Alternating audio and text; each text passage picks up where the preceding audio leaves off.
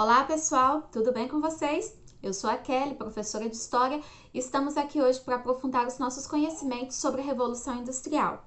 Uma mudança nas formas de produção e também na vida das pessoas que aconteceu na Inglaterra a partir da segunda metade do século XVIII, que começou na Inglaterra e daí se espalhou para outros países da Europa. Antes, vou deixar aqui na descrição um outro vídeo que eu fiz fazendo a comparação entre revolta e revolução para você entender esses dois termos. Nós vamos ver que realmente a Revolução Industrial, ela mudou não apenas as formas de produção, mas impactou a vida das pessoas em todo o mundo a partir de então. Antes de começar o vídeo, já vou convidar vocês para estar se inscrevendo no canal se ainda não é inscrito e ativando as notificações para ser avisado toda vez que eu postar um novo vídeo. Não se esqueça também de curtir e de compartilhar o vídeo com seus amigos. Então vamos lá. Primeiro, para entender por que aconteceu isso na Inglaterra, nós temos que fazer uma passagem rápida sobre o contexto político, social e econômico da Inglaterra no período. A Inglaterra ela vinha de um processo político bem intenso, de algumas revoluções políticas, e isso acabou fortalecendo a política deles, levando a burguesia ao poder, e a partir de então eles começaram a criar leis que eram favoráveis ao desenvolvimento do capitalismo por lá.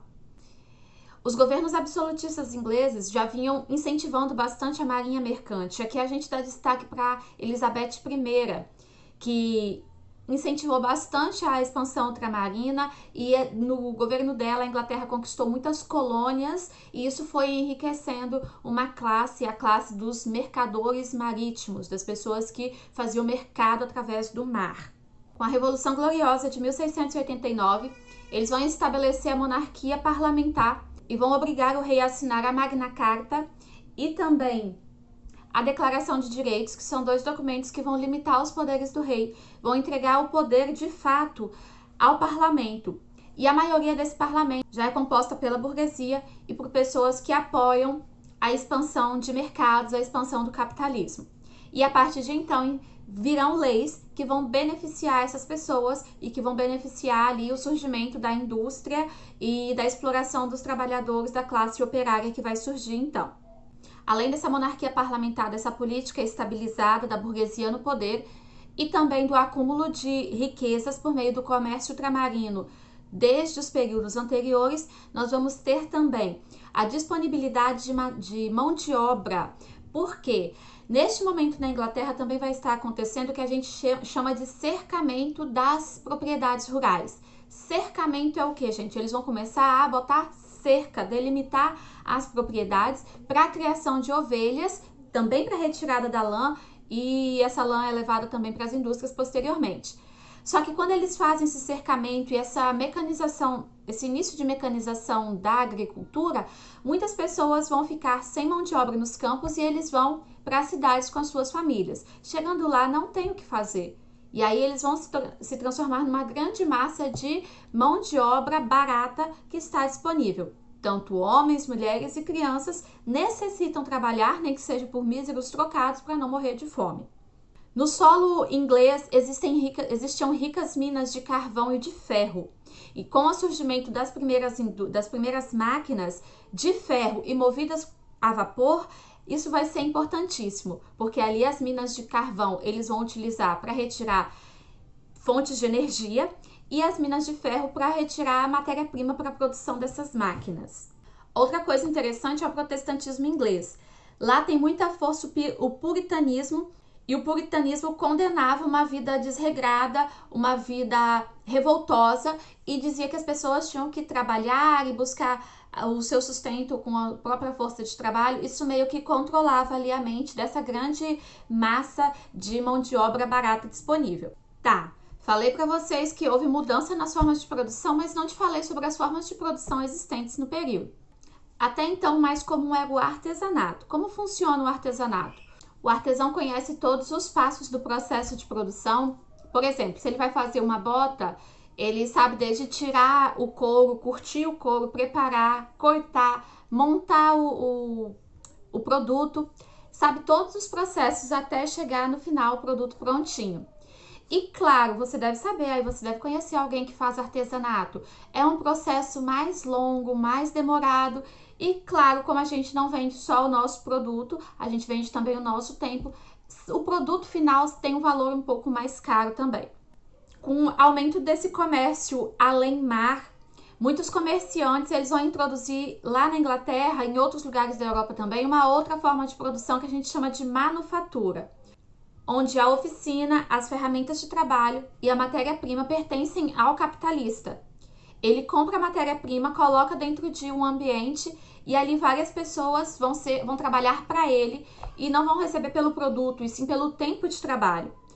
Já existe uma pequena divisão do trabalho, mas ainda são artesãos que trabalham e eles conhecem todas as etapas de produção, mas já começa ali uma divisão social do trabalho dentro da manufatura.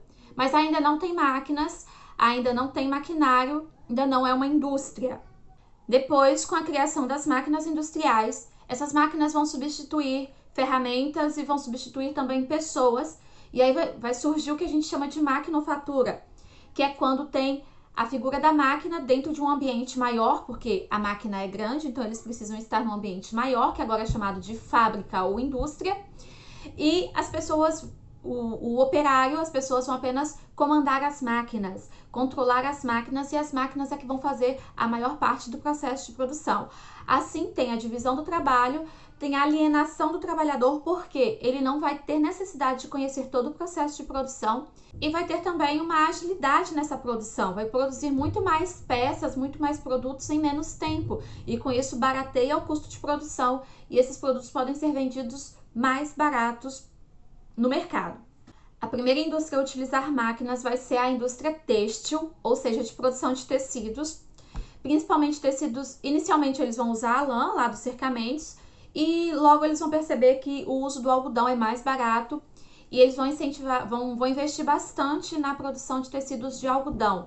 A disponibilidade de matéria-prima é muito grande, produzido principalmente na Ásia e na América. Aqui no Brasil, por exemplo, na região Nordeste, ali, né, no estado do Maranhão, vai ter uma produção muito grande de algodão, e é uma produção barata porque usa mão de obra escrava.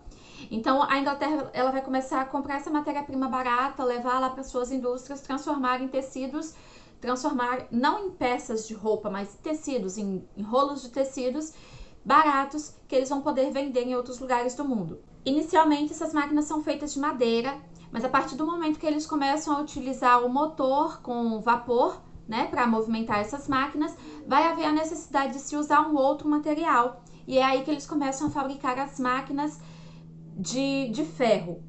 Há, claro, um incentivo muito grande da política inglesa em cima dessas invenções, dessas criações. Vão surgir leis ali que incentivam as pessoas a fabricar novas coisas, a fabricar novos motores, a fabricar novas máquinas. A primeira máquina surge em 1764, é uma máquina de madeira, ainda de movimentação manual, mas ela facilitava a fiação, né, o entrelaçamento ali dos fios e a produção mais rápida dos tecidos. Depois eles vão criar máquinas que são movidas pela força da água, e são máquinas grandes que aí é impossível ser usado dentro das casas, dentro das oficinas, e passam a ser criados então ambientes maiores, como eu disse, que são as indústrias. Em 1785 é criado o primeiro tear mecânico, torna a tecelagem muito mais rápida, a produção de tecidos muito mais rápida e consequentemente mais barata.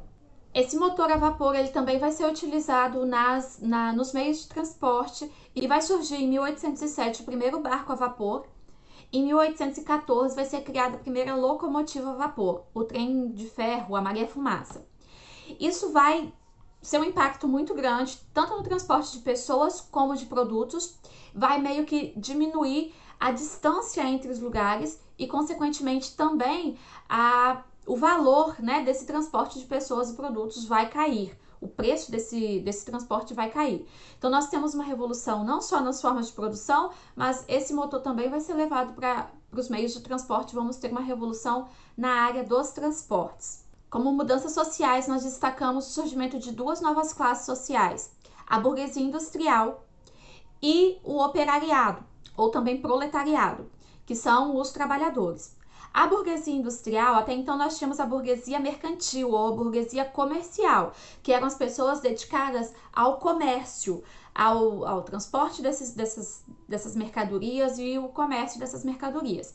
E agora surge grupos de pessoas que vão se especializar na produção industrial, vão ser os donos das fábricas, os donos das formas de produção. Eles têm dinheiro, então eles montam fábricas que vão produzir tecidos que depois eles vão vender para a burguesia mercantil e a burguesia mercantil vão vender em outros lugares do mundo.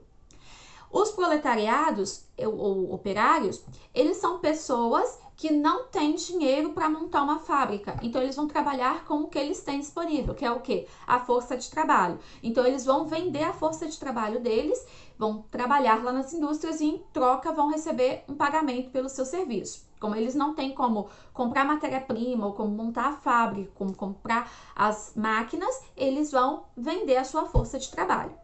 Com o surgimento da fábrica, vai ocorrer uma divisão muito grande do trabalho, e isso é muito criticado porque acontece, junto com essa divisão do trabalho, a alienação do trabalhador. Né? O trabalhador ele já não conhece todas as etapas de produção, ele não sabe mais fazer o produto. E isso é interessante para o burguês, para o dono da fábrica, por quê? Porque qualquer pessoa pode ocupar aquela função. Na época do artesanato, não. O cara tinha que ter um conhecimento, ele tinha que saber fazer o artesanato do início ao fim. E agora não. A pessoa só precisava saber manipular a máquina. Era algo fácil de ser aprendido. E isso, então, vai começar a controlar ali a vida das pessoas, porque a qualquer momento, aquele operário ele pode ser mandado embora se ele fizer algo de errado e pode ser substituído.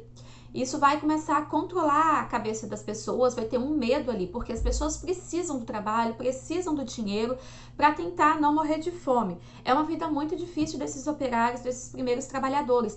Não tem nenhuma lei que protege eles. As leis são todas favoráveis aos industriais, aos capitalistas. Não tem lei nenhuma que protege o trabalhador nesse momento. Um filme muito utilizado pelos professores de história quando a gente trabalha esse conteúdo é o filme Tempos Modernos de Charles Chaplin, um filme de 1936 que mostra as pessoas alienadas, meio que fazendo parte da indústria, meio que fazendo parte ali do maquinário. Observa, por exemplo, essa cena aqui do filme, essa fotografia é uma cena do filme, onde mostra de forma bem humorada o operário sendo incorporado à máquina, como se ele estivesse perdendo o controle sobre o seu trabalho. A máquina passa a ditar o ritmo e o modo de trabalho dessas pessoas e ele destaca ali a crítica à alienação do trabalhador. Tem uma outra imagem que eu gosto bastante de trabalhar aqui nessa questão de divisão do trabalho e alienação do trabalhador. É uma tirinha do Tavis, os dois trabalhadores ali numa linha de produção. E um vira para o outro e fala, olha o que está escrito, ó, vou me aposentar amanhã. E sabe o que vou fazer? Andar até o fim desta linha de montagem, descobrir o que estou fazendo há 30 anos. Aqui, o artista está criticando a alienação do trabalhador, a divisão do trabalho a ponto de o trabalhador fazer tanto uma parte do processo que ele não faz ideia nem do que ele está produzindo. Né? Depois, na segunda Revolução Industrial, que vai vir posteriormente no século XIX, na segunda metade do século XIX, vai se intensificar isso pelas esteiras, pelas linhas de montagem, que é exatamente o que temos nessa tirinha aí. Mas ela também já ajuda a entender a questão da divisão do trabalho na primeira Revolução Industrial, no século XVIII. Além dessa mudança na forma de produção, vai ter uma mudança também na forma das pessoas verem o tempo, porque agora, cada vez mais, vai se fortalecer aquela expressão tempo é dinheiro. Eles precisam saber quanto tempo leva para ser montado um produto, para ser fabricada uma peça, um rolo de tecido, para saber o preço final que vai ser cobrado por aquilo, para saber o preço que vai ser pago pela hora do trabalhador. Então vai surgir cada vez mais a necessidade de controlar o tempo. Vai ser deixado para trás aquela visão tradicional de se olhar o tempo por meio da natureza, a hora que o sol nasce, a hora que o sol se põe. É nessa época que vão surgir e se popularizar expressões como perder tempo, ganhar tempo, tempo é dinheiro, tempo voa, exatamente porque havia essa necessidade de saber exatamente o tempo gasto em cada processo para saber quanto ia ser cobrado pelo produto, quanto ia ser pago pela mão de obra do trabalhador. nos primeiros 100 anos da Revolução Industrial, a população mundial vai passar de 600 milhões de pessoas para 1,2 bilhão de pessoas.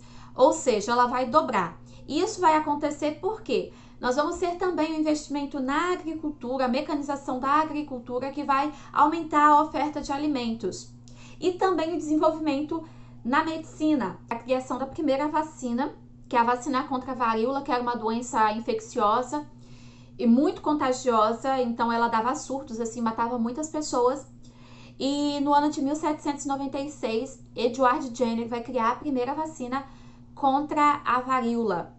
E isso não foi bem aceito pela população, nem pela classe médica, eles tiveram muita resistência, levou um tempo para a classe médica aceitar os estudos de Jenner, e a população, então, levou um pouco mais de tempo para realmente aceitar e entender aquilo. Imagine, hoje, depois de tanto tempo ali, de tantos estudos, de tanta conscientização da população a respeito da importância da vacina, ainda temos pessoas que resistem a ela. Imagina lá no início, quando teve a invenção, a criação da primeira vacina. Por exemplo, olha essa imagem aqui, uma charge publicada em 1802 e que fala sobre essa difícil aceitação da vacina. Chama-se A Pústula da Vaca e mostra ali pessoas chegando para tomar a vacina e do outro lado ali as que já tomaram, como se estivessem parindo o bezerro, saindo o bezerro do bumbum, da boca, do nariz, da bochecha das pessoas. Então era uma crítica sobre a visão que as pessoas tinham daquilo. Por que eles fazem essa crítica aí usando esses bezerros saindo das pessoas? E até mesmo por que a gente chama a vacina por esse nome de vacina? Porque o Jenner ele usou o vírus da varíola bovina em sua experiência, né? Por isso, vacina vem do latim vaca, literalmente, né? Quando a gente fala que vai tomar uma vacina, a gente tá indo tomar uma vaca. Mas, enfim, claro que hoje em dia nós não usamos mais vírus animais nas vacinas, mas a primeira foi. Falando agora para vocês sobre o ambiente das fábricas, voltando lá na indústria, o ambiente das fábricas era um ambiente escuro, com pouca ventilação, muita sujeira, porque eram fábricas de tecido, então tinham muitos fios, muitos pelos no ar. Isso causava muitas doenças nas pessoas, doenças respiratórias principalmente. Tinha também a questão ali da fumaça, né, porque eram máquinas a vapor. Só que os industriais não estavam muito se importando, não. Se o cara adoecia, né, morria, depois ele colocava outro operário no lugar. Mão de obra era o que não faltava. Era farta e era barata. A rotina de trabalho ela era repetitiva, eram jornadas muito longas que podiam chegar a 18 horas por dia. As casas dos operários eram próximas, os bairros operários eles eram próximos às fábricas, para que eles não perdessem tempo indo da casa para o trabalho. A alimentação deles era muito ruim e eram pequenos períodos para alimentação, para ir ao banheiro e tal. E eles eram muito castigados fisicamente, se quebrasse máquina, se tivesse acidente de trabalho, eles podiam ser castigados fisicamente ainda. Agora pense, o cara trabalha de 14 até 18 horas por dia, cansado, não tinha tempo para descanso, não tinha alimentação adequada, não vai ter acidente de trabalho, gente, é óbvio que vai ter. E aí o cara ainda era castigado por isso. Se acontecesse algum acidente de trabalho, algum atraso na produção, a pessoa podia ser castigada por isso. Então, a vida desses primeiros operários era uma vida muito difícil. Como eu disse para vocês, não tinham leis trabalhistas, não tinha nada que protegia eles, apenas que protegiam os industriais. Era muito comum a mão de obra infantil. Crianças a partir dos 6 anos de idade já tinham os seus postos de trabalho nas fábricas. E como eram famílias numerosas, famílias ali muito necessitadas, realmente iam para o trabalho. Tanto mulheres, crianças, o pai, o chefe da família, todos participavam do trabalho. E os industriais, eles preferiam a mão de obra de crianças e mulheres porque eles acabavam ainda pagando mais barato. Já pagavam barato para o pai da família e para a mulher e para as crianças pagavam mais barato ainda. Principalmente também nas minas de carvão e de ferro, era muito utilizado a mão de obra infantil, porque as minas ali tinham os locais pequenininhos para estar passando, então as crianças eram pequenas e conseguiam acessar locais que os adultos não conseguiam. E também, se eles sofressem algum acidente de trabalho, eles podiam ser castigados. Nós temos muitos relatos sobre crianças que trabalhavam nesse período e realmente não era uma vida muito fácil para eles.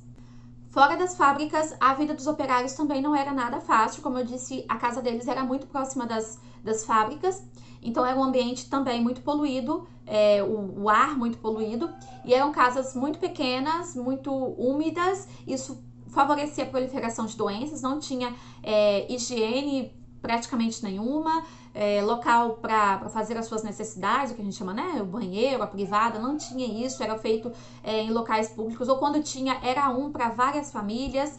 Eles viviam ali em cortiços, em casas pequenas, sem ventilação, não ficavam muito tempo dentro da casa, né, vamos combinar ali, porque de 16, 18 horas de trabalho não sobrava muito tempo para ficar em casa.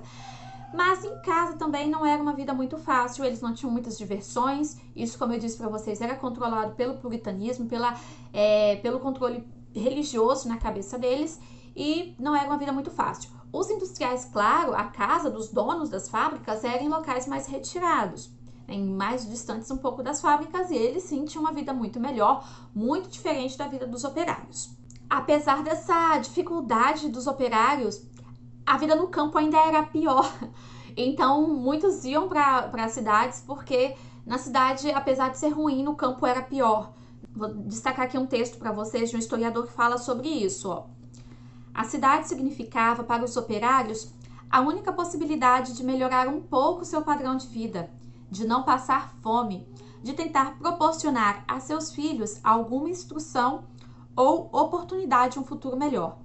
Ou seja, estava ruim, mas tinha como ficar pior. Essa atividade industrial ela vai acarretar um grande impacto ambiental, modificando ali o habitat de animais, modificando o ambiente, uma poluição do ar, poluição dos rios. As pessoas naquele momento ali, eles não têm nenhuma ideia da necessidade de preservação do meio ambiente, então eles não ligam. Se hoje o pessoal não está tão preocupado, né, com todos os avanços, os conhecimentos que nós temos em relação a isso, imagina lá no começo que eles achavam que as coisas não eram finitas, né? Eles não tinham essa concepção de que a água é finita, a água não pode ser poluída, então tinha muita poluição dos rios. Teve momentos, por exemplo, gente, que o rio Tâmisa, que é o principal rio ali que corta Londres, ele estava tão poluído, mas tão poluído, que as pessoas não conseguiam, poluído pelos dejetos das fábricas e também das casas, que as pessoas não conseguiam passar por perto dele. Em 1858, o rio Tâmisa ele estava tão poluído que ele passa a ser chamado com o nome de Grande Fedor, literalmente. O pessoal vai chamar o rio de Grande Fedor, de tão poluído e de tão, né, o cheiro ali tão insuportável.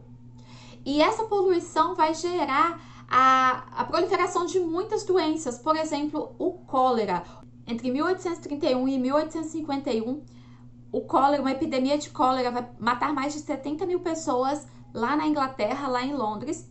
E naquela época eles ainda não tinham essa ideia de que essa doença era transmitida pela água poluída, né? Isso vai ser uma concepção que eles vão ter depois. Só que aí, né, o pessoal já morreu. A poluição do rio era tamanha que em setembro de 1878 acontece um naufrágio onde morrem mais de 600 pessoas no rio Tâmisa. E a morte da maioria dessas pessoas não é causada por afogamento, e sim por intoxicação, de tão sujo que o rio estava, de tão contaminado que estava. Mas o rio Tâmisa também é uma prova de que essa poluição das águas pode ser revertida, né? A partir de 1960 eles começam uma despoluição, um tratamento dessas águas, e hoje o rio ele já é considerado novamente puro, águas limpas e novamente com muitas formas de vida. Para concluir, falamos bastante sobre a vida dura desses trabalhadores. E vocês acham que eles vão ficar assim, de cabeça baixa? Não, claro que não. Vai surgir também os movimentos operários buscando melhores condições de vida, melhores condições de trabalho. Inicialmente, esses trabalhadores eles não vão ter uma concepção de que essa exploração deles, essa vida difícil deles, é culpa dos industriais. Eles vão pensar que isso é culpa das máquinas. E um movimento muito intenso no final do século XVIII é o movimento ludita. Ele tem esse nome porque um dos seus líderes se chama Ned Ludd, e eles invadiam as fábricas e eles quebravam as máquinas porque eles achavam que as máquinas eram responsáveis pelas péssimas condições de vida deles.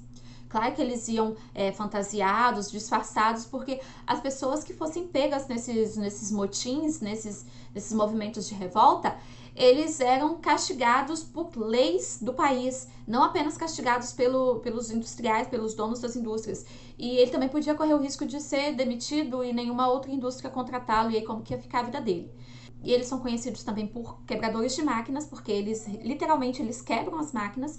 E por que eles fazem isso? Porque eles acham que a culpa da vida ruim deles é a máquina. Eles não conseguem ver que a culpa é o dono da máquina, é o industrial. Eles acham que a máquina que é responsável pela vida ruim deles. Outro movimento importante é o cartismo, que tem esse nome porque um grupo de operários tenta levar ao parlamento um documento chamado a Carta do Povo. Por isso, né? Carta do Povo, cartismo. E nesse documento eles exigem participação no parlamento. Eles conseguem ter essa visão um pouco maior, que eles pensam assim: se a gente tiver participação operária no parlamento, nós vamos ter leis, também aprovação de leis que beneficiam os trabalhadores, não apenas leis que beneficiam os patrões. Vão surgir ali nesse período também as primeiras associações operárias, que depois vão dar origem aos sindicatos, a organização sindical da classe operária, com o objetivo de reunir esses operários em prol de luta em comum, lutar por direitos, lutar por melhores condições de vida e melhores condições de trabalho. Depois de décadas de lutas, num processo em que morreram milhares de trabalhadores, finalmente o governo desses países industrializados eles vão começar a instituir as primeiras leis trabalhistas. Dentre elas, a gente destaca algumas aqui, ó. Em 1833, a formalização do trabalho infantil e feminino. Em 1842, as crianças e mulheres são proibidas de trabalhar nas minas de carvão e ferro, que é um trabalho muito extenuante, muito desgastante. Em 1847, nós temos o estabelecimento da jornada de 10 horas de trabalho. Em 1919, finalmente, o estabelecimento das 8 horas diárias de trabalho. Bom, é isso, pessoal. Qualquer dúvida ou qualquer sugestão de vídeo complementar, pode deixar aqui nos comentários, que eu vou ler com carinho e, na medida do possível, nós vamos nos entendendo, eu vou atendendo os pedidos de vocês.